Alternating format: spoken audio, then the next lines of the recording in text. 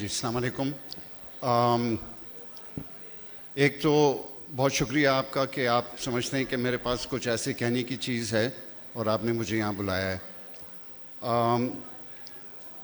Fellow participants और मेरे नज़दीक जो चीफ गेस्ट होते हैं वो नौजवान नस्ल होती है। हम नौजवान नस्ल को हर चीज़ हम उनके कंधे पर डाल देते हैं कि जी नौजवान नस्ल ने ये करना है, नौजवान नस्ल ने वो करना है। क्या हम उनको एम्पावर करते हैं कि नहीं?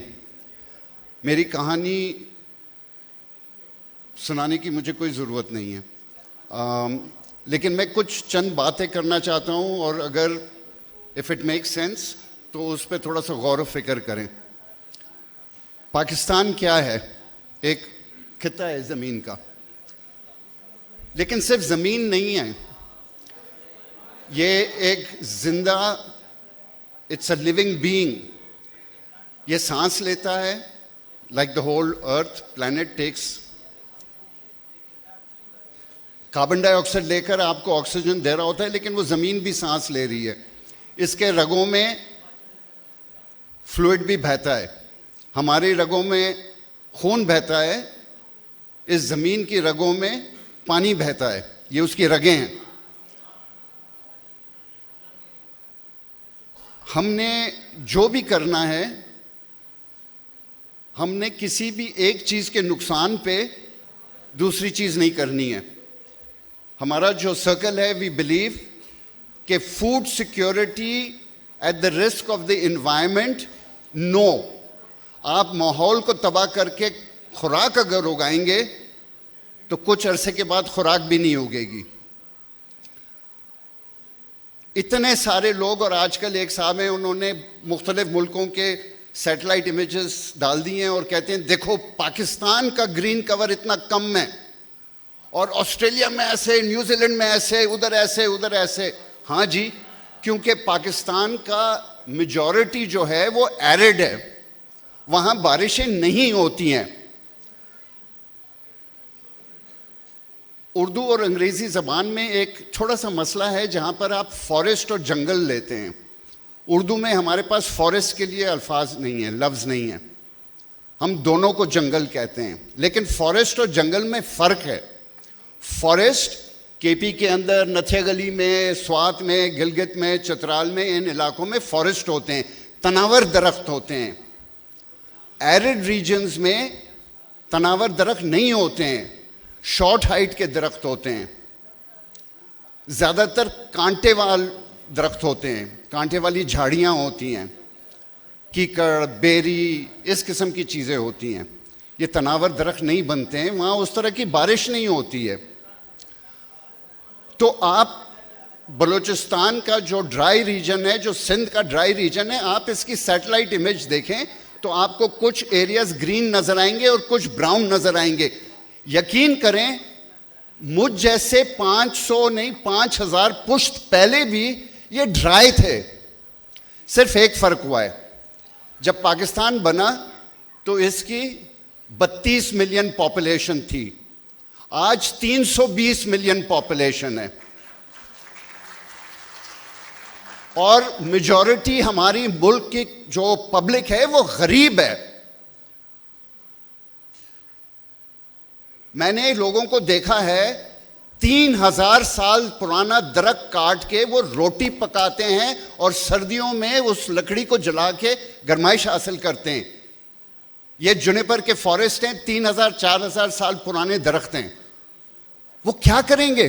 सर्दी से और भूख से मर जाएं। बलूचिस्तान का एरिया है जो कोस्टल बेल्ट की तरफ है, मैं उधर काम करता हूँ।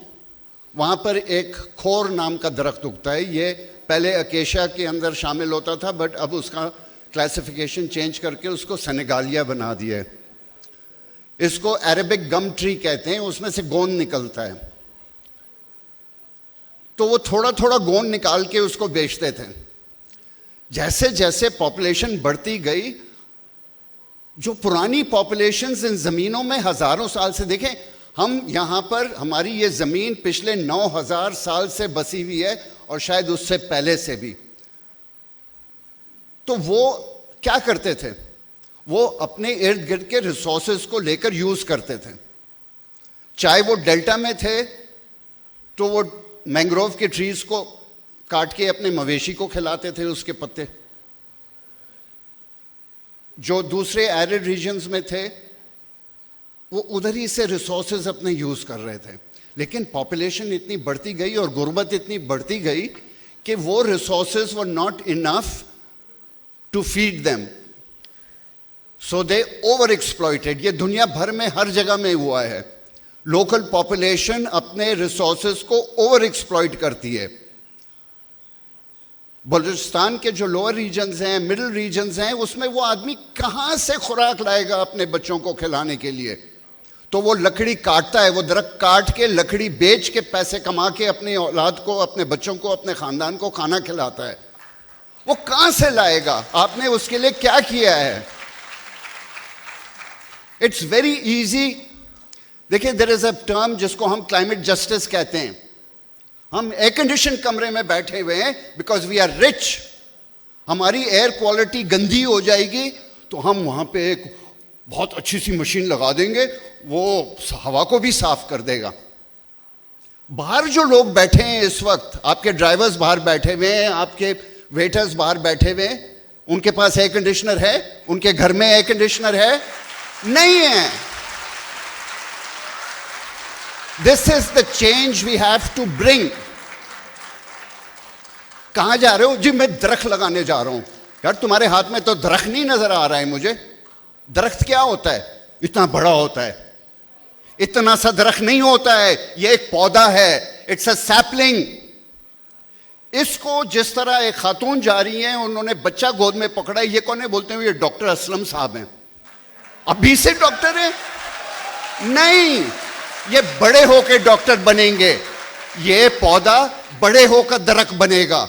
एक दरख्त बनने में 15 साल, 20 साल, 25 साल लगते हैं। एक इलाके के माहौल को, वहां के क्लाइमेट को चेंज करने में 25 से 40 साल लगेंगे। जो बड़ी गर्मी है, बड़ी गर्मी है, चलो जल्दी से दरख्त लगा दो, अगले साल हीट वेव नहीं आएगा। दिमाग खराब हो गया है। व्हाट डू यू मीन अगले साल गर्मी नहीं आएगी? 25 साल के बाद वो आपके माहौल को कवर करेगा। अब 25 साल के लिए आप क्या करेंगे? मरते रहेंगे ना। और क्या ऑप्शन है आपके पास? There are many options. आप दरख्त लगाएं। मैंने कल भी ये कहा था, एक की हैसियत है एक लगाएं, 2 लगा सकते हैं 2 लगाएं, 10 लगा सकते हैं, 100 लगा सकते हैं, लगाएं, दरख्त लगाएं। दरख्त एक छतरी का काम करता है। लेकिन अभी तो वो छतरी का आपने इरादा किया है, उसको छतरी बनने में 10 साल 15 साल लगेंगे। उस वक्त तक हमने कुछ करना है। एक तो यह है कि जो हमने हमारे पाँव के पास, यहां नीचे जूतों के पास, पाँव के पास हमने जो आग लगाई है, उसको तो कम करो। Let us reduce the carbon emissions. भले हमने, वी आर नॉट कॉन्ट्रीब्यूटिंग, हमारी कॉन्ट्रीब्यूशन 0.1% भले हो ग्लोबल वार्मिंग में, लेकिन यार हमारे शहर में तो हो रही है ना। हम गार्बेज जमा करते हैं, हमारे शहर में गार्बेज देखें, फिर उसको क्या होता है? लैंडफिल्स में डालते हैं या जलाते हैं। It's adding carbon. हमारी गाड़ियां, एयर कंडीशनर्स, मशीनें सब चल रही हैं, वी आर एडिंग कार्बन। उसको तो कुछ तो कम करें। हम कम कर सकते हैं। एक छोटी सी चीज है, एक मैं आपको बहुत छोटी सी मिसाल दूंगा, प्लीज थिंक। मैंने बहुत सोचा, मैंने पहले इनको मना कर दिया था कि मैं नहीं आ सकता हूं, बहुत बिजी हूं, लेकिन मैं ये सोच रहा था कि मैं कराची से यहां तक फ्लाई करके आऊंगा, वापस जाऊंगा। What are my carbon emissions? क्या जो मैं यहां बात करूंगा उससे इतना फर्क पड़ेगा कि मैं उस कार्बन इमिशंस को जस्टिफाई कर सकूं? Okay, now I want you to think. आपके शहर में कितने बंगले हैं और कितनी बस्तियां हैं? 10% बंगले होंगे और 90% छोटे छोटे घर, झुग्गियां, बस्तियों में भरे हुए हैं लोग। उनके घर कैसे पकते होंगे, कैसे तपते होंगे इस गर्मी में? उसका तो बहुत इजी सोल्यूशन है मेरे भाई। आप उनकी छतों के ऊपर व्हाइट वॉश कर दें, चूना लेकर वाइट कर दें उसको, वो हीट को रिफ्लेक्ट करेगा, 2, 3, 4, 5% डिग्रीज उसकी टेम्परेचर रिड्यूस होगा उसके घर के अंदर। और कितना खर्चा आएगा? 1000, 1500, 2000 रुपए एक छोटी से एक ड्वेलिंग को वाइट वॉश करने के लिए। Sure, you have to give me time. I've come too far to stop talking so quickly. Because we've heard a lot, but nobody will say these things to you. दरख्त को 15 से 25 साल लगेंगे, एक bell को 2 साल में एक बेल एक दीवार को कवर कर देगी। हमारे शहरों में बाउंड्री वॉल्स कितनी हैं? आप लोग एक थोड़ा सा सर्वे करके देखें। इस्लामाबाद में, लाहौर में, मुल्तान में, फैसलाबाद में, कराची में एक घर के 4 तरफ दीवारी है, मीलों मीलों मीलों हजारों मील दीवारें हैं।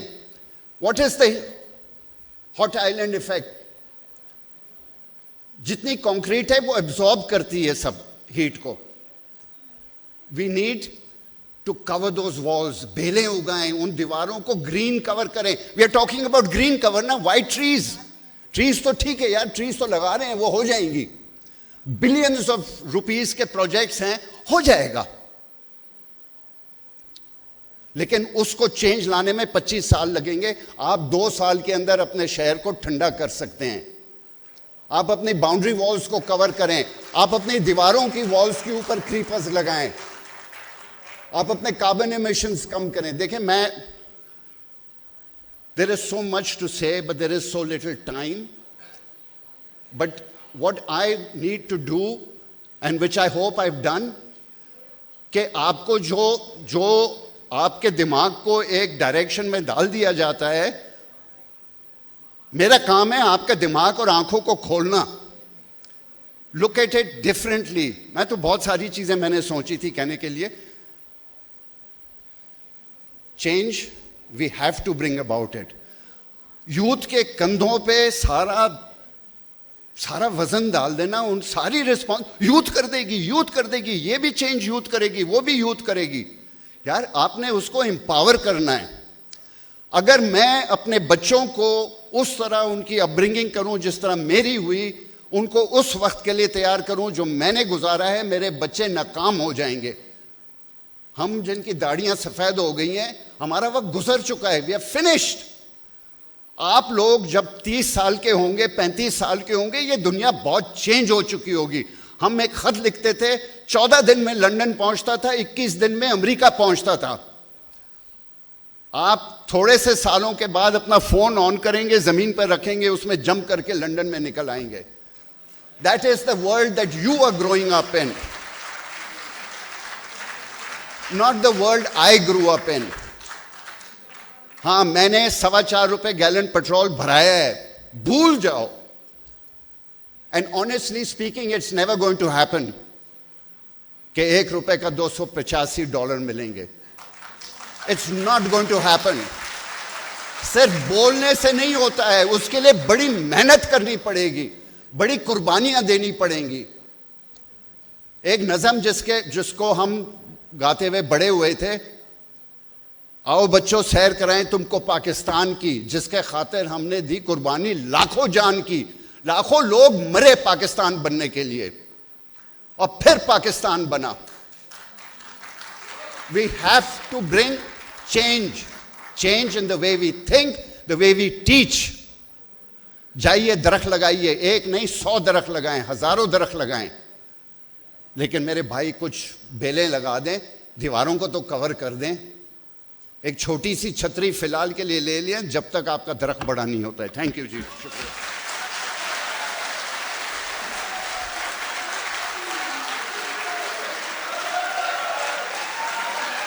Thank you.